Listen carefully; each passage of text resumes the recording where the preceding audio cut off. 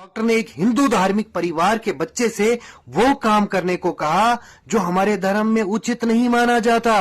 Surgeon जब आ जाएंगे या फिर तो या सुबह आ जाएंगे तो हम दिखा देंगे, कोई मसला नहीं है। लेकिन ये जो इसके बीच वाला है वो मेरी भी उनसे बात है, उन्होंने ये चीज कही कि महराज मलिक जी को वो उनके जो दाएं बाएं लोग हैं, जो दाएं बाएं लोग थे जिन्होंने मीडिया सारी अरेंज की है।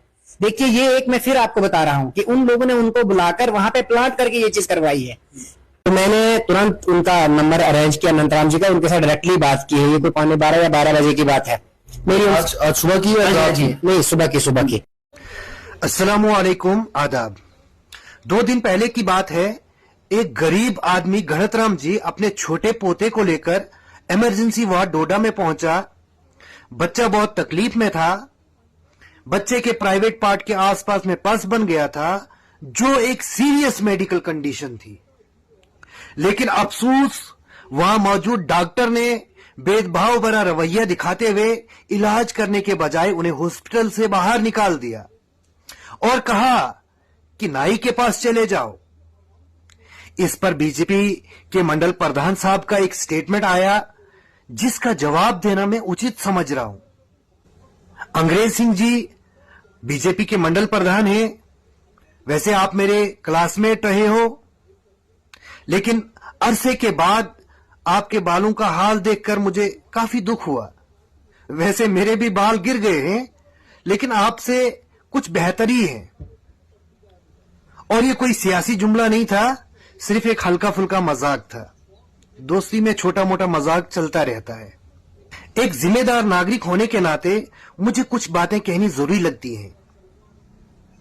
नंबर 1, डॉक्टर वाली बात पर आपने कहा कि गणतराम जी के छोटे पोते को डॉक्टर ने बीच वाली काटने को कहा, लेकिन आपने ये क्यों नहीं कहा कि डॉक्टर ने एक हिंदू धार्मिक परिवार के बच्चे से वो काम करने को कहा जो हमारे धर्म में उचित नहीं माना जाता। फिर दूसरी बात यह कि आपने कहा गणतराम जी के कुछ अपने ही लोग इस मसले को मीडिया के साथ प्लांट कर रहे थे।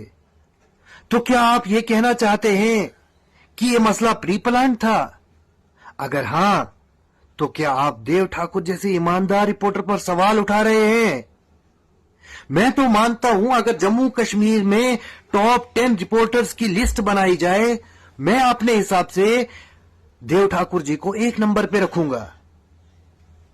हां, हालांकि उनके तीखे सवालात से हमें भी परेशानी होती है, मगर हम उन पे इल्जाम नहीं लगाते। तीसरी बात यह कि आपने कहा कि आपने दूसरे दिन 11 से 12 बजे के आसपास में गणतराम जी को फोन किया। तो सवाल उठता है कि बीजेपी के मंडल प्रधान होने के बावजूद आपने वक्त पर संपर्क क्यों नहीं किया? जब गणतराम जी दूसरे दिन जम्मू निकल गए तब आपने फोन किया। क्या यह पार्टी की जिम्मेदारी के हिसाब से सही किया? आपका बयान कुछ ऐसा लगा जिसमें मीडिया और कुछ आसपास के लोगों को अपमानित किया गया, जो मुझे व्यक्तिगत रूप से बिल्कुल गलत लगा।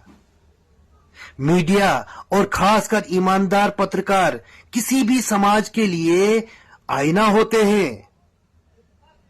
उन पर बेबुनियाद इल्जाम लगाना समाज के हित में नहीं है। अंग्रेज सिंह जी, ये बातें मैंने किसी दुश्मनी या सियासत के लिए नहीं कही, बल्कि एक नागरिक होने के नाते सच्चाई से बात करना जरूरी समझा।